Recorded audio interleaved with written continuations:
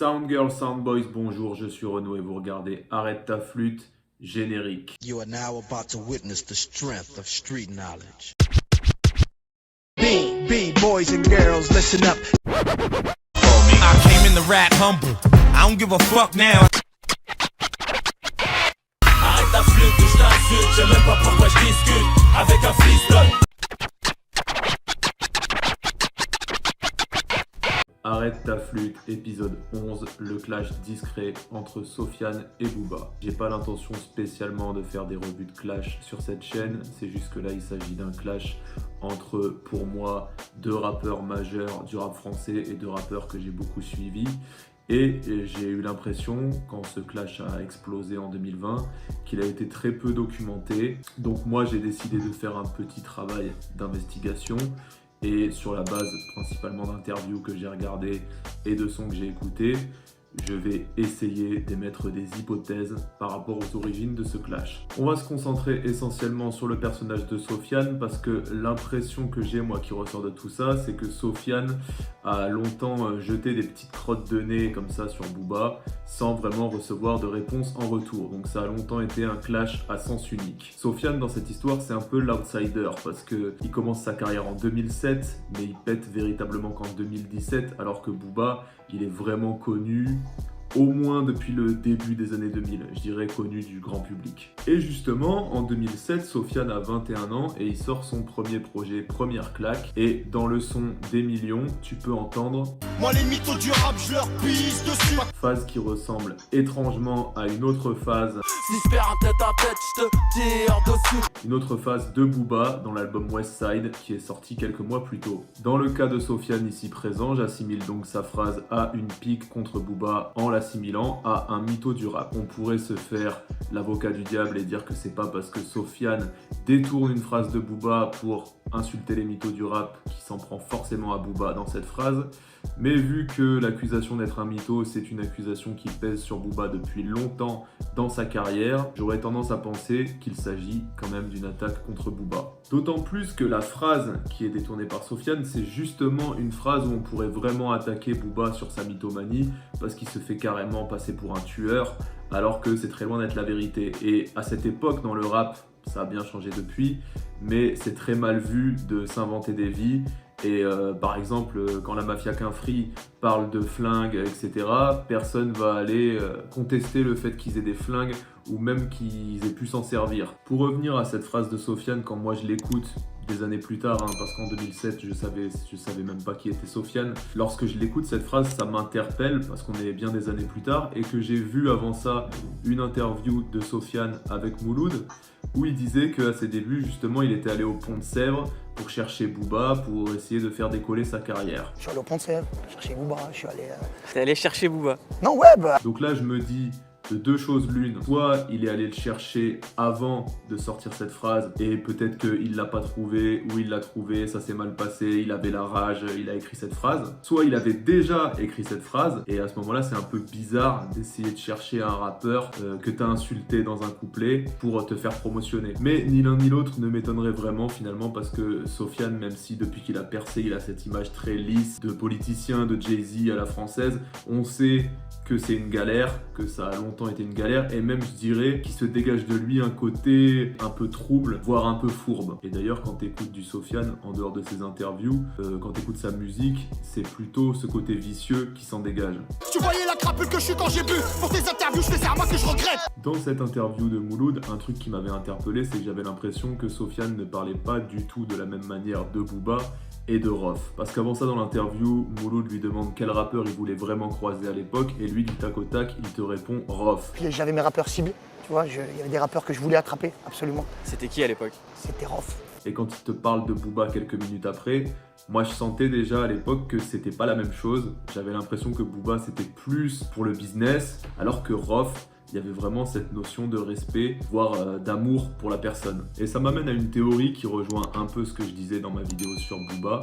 Je pense que si Booba s'embrouille souvent avec des gens qui collaboraient avec lui à la base, c'est parce que les gens vont pas forcément vers lui par respect pour sa personne, mais plus parce qu'ils y voient un bon moyen de faire décoller leur carrière. Booba, pour moi, c'est pas quelqu'un qui a l'aura d'un Rof sur les jeunes de cité qui composent majoritairement les rappeurs. C'est plus un mec, il a réussi à conquérir la France commercialement, mais il a pas comme Rof, comme d'autres artistes, conquis le cœur du ghetto français, on va dire. Et aussi, il faut bien être honnête, Booba a brisé un tabou dans le rap français qui était le tabou de l'argent. Là où à l'époque de NTM, Cool Chain, c'était l'argent pourrit les gens, lui il a revendiqué ce truc de faire de l'argent, et c'est pire que ça, c'est qu'il s'est moqué de ses congénères. Les négros ont la haine, j'ai le prix d'une Clio sur le poignet. Ce qui a amené des gens à lui répondre, et de façon un peu ridicule souvent, parce que tout en critiquant son attitude, il se mettait à avoir la même attitude pour le contrecarrer dans ses propos.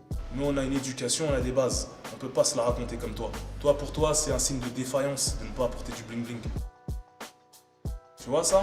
Ça, c'est le prix de tes 2 Chainz et de Rick Ross, ensemble. Donc si on mesure le respect des autres au respect que tu leur donnes, il est donc assez logique que Booba ait reçu très peu de respect du rap français, vu les graines de la discorde qu'il avait semées. Pour revenir à Fianso, si on se doute que sa tentative de rencontre avec Booba n'a pas été fructueuse, on sait en revanche qu'il a réussi à rencontrer Rof et qu'ils ont même développé une amitié par la suite. Amitié qui n'a cependant jamais débouché sur un grand featuring, même si ouais, il y a le featuring La Rue Parle sur l'album Blacklist 2 de Sofiane, mais je le compte à peine comme un feat parce que Rof fait juste le refrain et honnêtement, La rue parle, donc ferme ta gueule et écoute. on l'a vraiment connu plus inspiré. Comme fond kick dans ta sale gueule qui dégoûte. N'empêche que c'est avec Blacklist 2, comme je le disais dans la vidéo sur Sofiane, que Sofiane atteint une certaine notoriété et on va dire au moins un succès d'estime dans le rap français. S'il y a un moment où Booba commence à calculer Sofiane, c'est peut-être à ce moment-là. Or, à cette époque, le rap français est fracturé en 3 teams. Il y a la team Lafouine, la team Rof et la team Booba. À cette époque, Fianso n'a aucun rapport avec Booba, donc il est clairement pas dans sa team. Il est clairement pas dans la team Lafouine et il est même pour le coup officiellement en opposition à la team Lafouine parce que il a clashé Fababy en direct à Skyrock en le traitant de balance. T'as beau venir d'un zoo, mais les dossiers Poucave restent. Et il attaque plusieurs fois Lafouine dans Blacklist 2. Tu prends des sous, c'est pas rappé, là où ni. Donc si on devait le mettre dans une team à cette époque, ce serait dans la team Rof, parce que ouais, il fait partie de son entourage. Fianso était quand même assez proche de Rof pour que Rof le cite à la toute fin du morceau Wesh Zoulette, où il clashait Booba dedans du début jusqu'à la fin.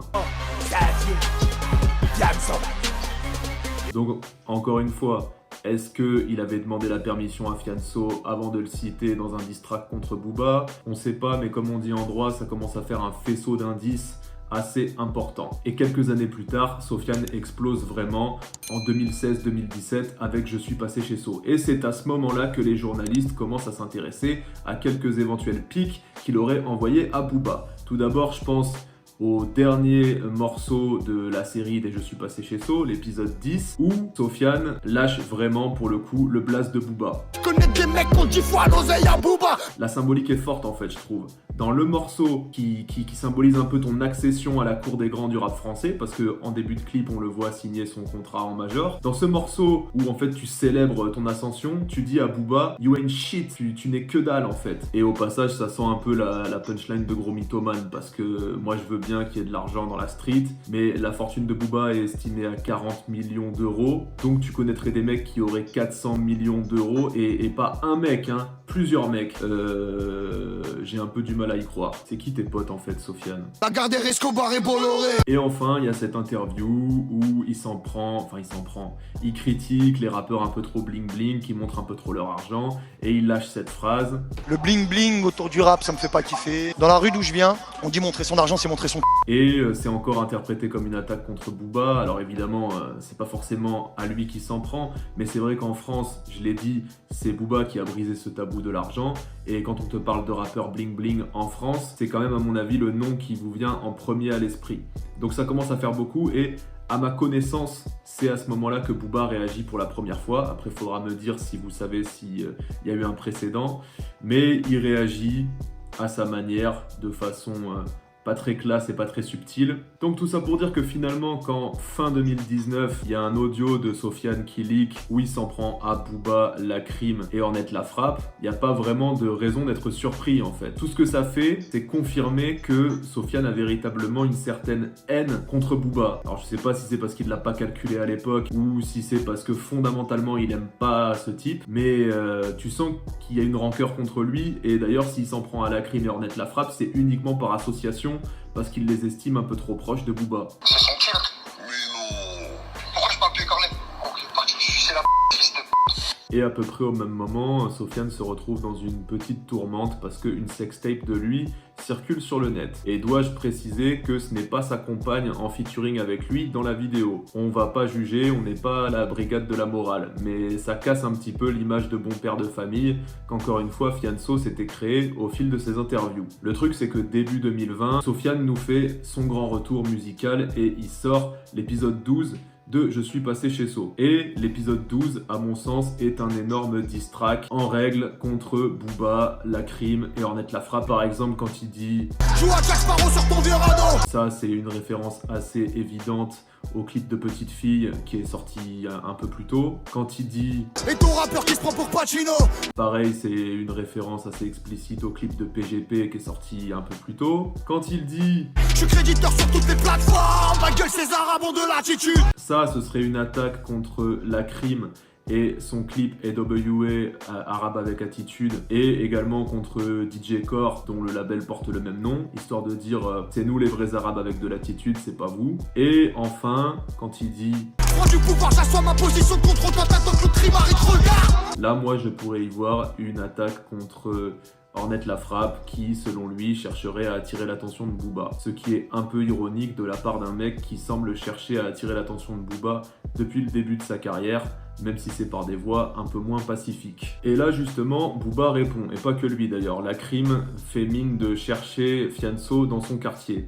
Concernant Booba, on le sait à peu près tous, il a diffusé une photo des fesses de Fianso issue de la fameuse vidéo qui avait leaké de Fianso en charmante compagnie. Donc encore une fois, Booba ne fait que réagir à des attaques à son encontre. Mais ce que l'histoire retiendra, c'est que Booba est un gamin. Finalement, le seul pour qui ça me fasse vraiment de la peine dans cette histoire, c'est Ornette La Frappe, parce qu'il était vraiment proche de Sofiane avant ça. Il est sur plusieurs featuring avec Sofiane et tu sens que ça l'a vraiment affecté cette histoire et qu'il ne méritait pas ça. D'ailleurs, Sofiane a voulu calmer le jeu à ce moment-là et il a balancé une vidéo sur Instagram où tu le voyais enregistrer l'épisode bien longtemps avant, donc en avril 2019, manière de dire c'est bien antérieur, ça n'a rien à voir avec vous. Mais bon, là j'avoue, j'ai du mal à le croire. Peut-être qu'il avait enregistré ça avant, mais ça prouve rien. Il avait peut-être l'intention de balancer ces choses-là de toute façon. Et puis peut-être aussi qu'il mitonne sur la date. Voilà, dans tous les cas, moi je trouve que là pour le coup le diss track est assez clair. Et moi ça me chamboule un peu à cette époque et j'aimerais bien voir un clash entre Booba et Sofiane en fait, parce que je vous dis j'apprécie les clashs et les deux c'est un peu deux pointures du rap français.